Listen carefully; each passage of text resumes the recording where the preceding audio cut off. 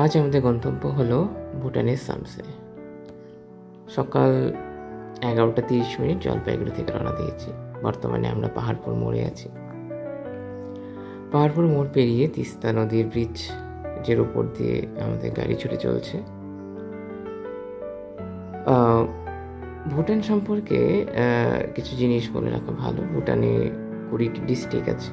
প্রত্যেকটি ডিস্ট্রিক্টকে তারা ডোজং বলে।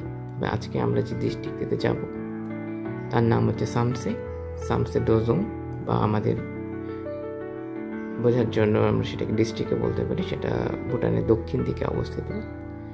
এই সামসে ডোজংয়ে দু ধর্মের মানুষ বসবাস করে, একটা হচ্ছে বৌদ্ধ, একটা হচ্ছে হিন্দু।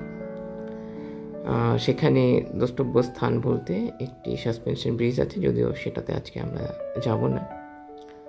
আর আছে একটি শিব মন্দির আর কিছু স্তূপা বা বুদ্ধ মনিস্ট্রি। তো আমরা বুদ্ধ মনিস্ট্রি বা স্তূপাতে এবং শিব মন্দিরে যাব। অত্যন্ত সুন্দর, অন্তত ভিডিওতে দেখেছি। আজকে আমরা প্রথমবারে যাচ্ছি ভুটানের উদ্দেশ্যে।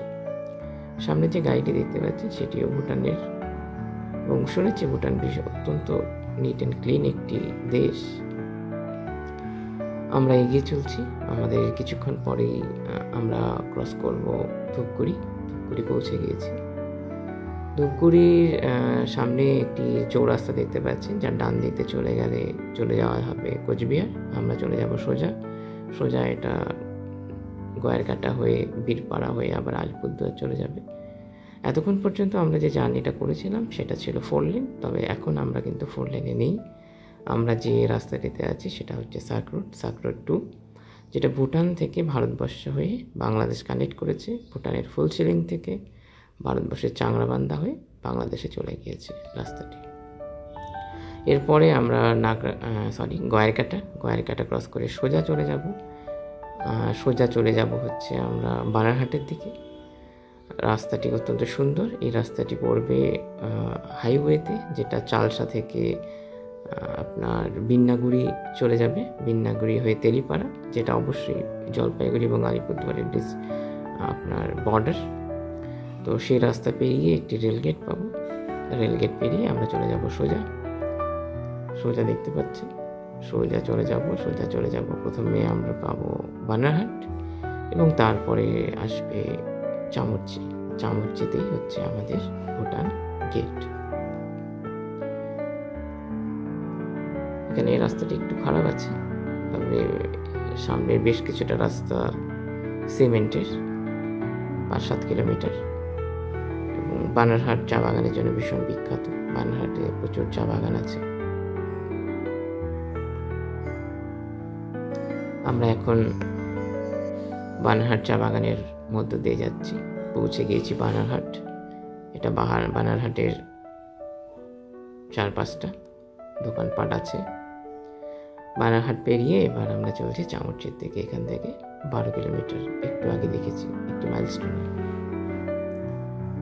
রাস্তা বেশ ভালো, কোনো অসুবিধে নেই, খুব একটা ভিড়ও নেই। মাঝে সাঝে বেশ কিছু ট্রাক জাতীয় গাড়ি আসছে, বাস প্রায় নেই।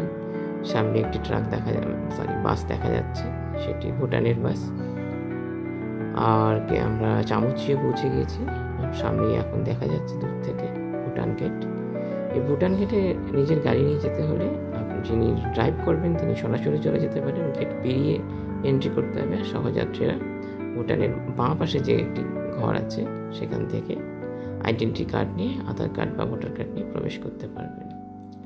আমি ভুটান গেট দিয়ে সরাসরি প্রবেশ করছি। প্রবেশ করার পরে এখানে দেখতে পাচ্ছেন ডান হাতে কিছু অফিসের মতো আছে। সেখানকার 3 নম্বর কাউন্টারে নিজের ড্রাইভিং লাইসেন্স আর ভোটার কার্ড দেখিয়ে এন্ট্রি করে আমরা প্রবেশ করতে পারবো।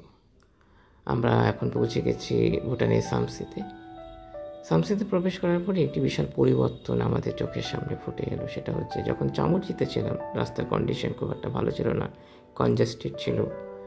আর সামসিতে ভুটানে প্রবেশ করার পরেই রাস্তা অত্যন্ত সুন্দর, প্রসারিত, চারদিকে গ্রিনারি। এবং ভুটানের বৈশিষ্ট্য হচ্ছে এই ধরনের বিল্ডিং কালার এবং স্ট্রাকচারগুলো প্রায় একই রকম হয়। এর আগে আমি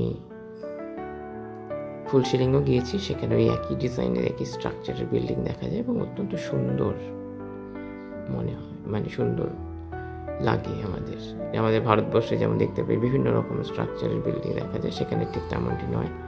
সবগুলো বিল্ডিংয়ের মধ্যে একটি সামঞ্জস্যপূর্ণ ব্যাপার আছে, কালার কম্বিনেশনের মধ্যে একটা বেশ তালমেল রেখেছে তারা। এরপর আমরা ভুটানের রাস্তা দিয়ে যাচ্ছি। আমরা প্রথমে পাবো একটি প্লেগ্রাউন্ড, স্টেডিয়ামের মতো, খুব ছোটো বা অত্যন্ত সুন্দর, একটু পরে বাঁ হাতে দেখতে পাবেন আপনারা। তারপরে আমরা দাঁড়াবো একটি চৌরাস্তাতে, সেটা অত্যন্ত সুন্দর, সেখানে একটি 360 ভিউ দেখাবো আপনাদেরকে। তারপরে আমরা চলে যাব একটি মনেস্ট্রি এবং শিবালয়েতে। তারপরে আজকে আমাদের যাত্রা শেষ হয়ে যাবে। এরপর আমরা আবার জলপাইগুড়িতে ফিরে যাব।